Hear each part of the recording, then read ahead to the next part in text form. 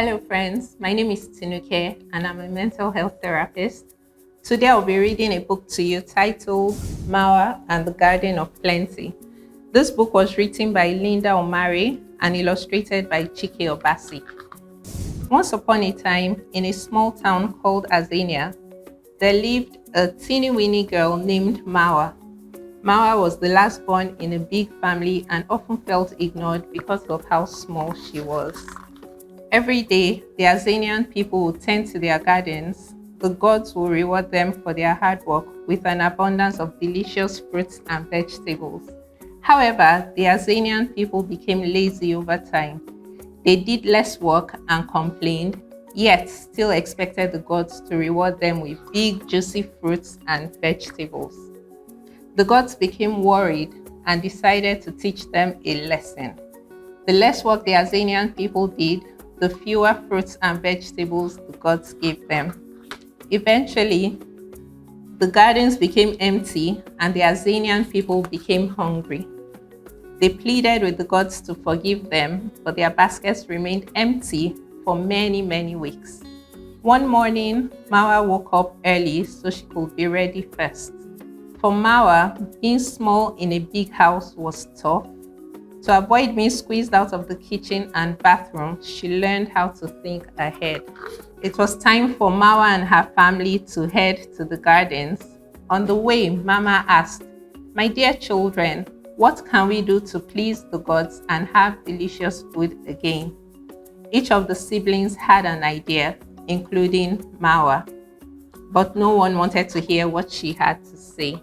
Maua let out a big sigh. Mama noticed and asked, "Maua, tell me, what do you think?"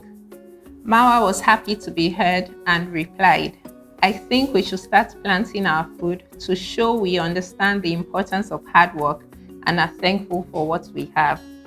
Mama smiled and said, "This is a great idea." Mama knew Maua had a big heart and a bright mind. When Maua's family arrived at the gardens, her family ran off to play. Meanwhile, she looked for a shovel and began to dig into the soil. Everyone laughed that such a small girl would be digging. Maua ignored them and created little pockets in the soil where she dropped some seeds. She did this every day, and each time people laughed, until one day Mama joined in.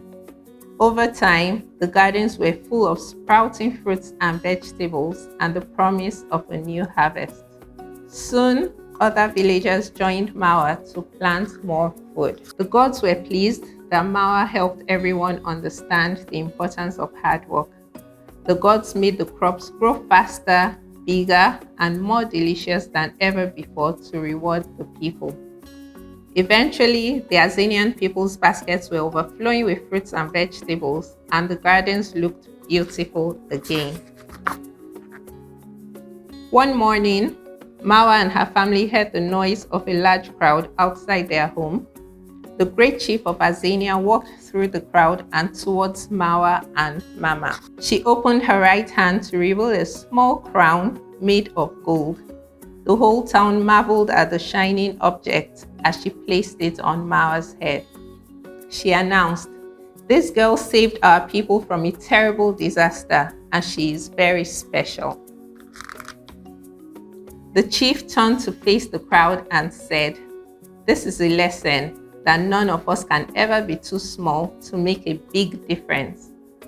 The crowd rejoiced and celebrated Maua with a traditional Azanian dance. Maua was pleased that she was able to help her people, and life at home with her big family became much better too. I hope you enjoyed this story. For more exciting stories like this, visit the Kunda Kids website or download and subscribe to the Kunda Kids app. Thank you.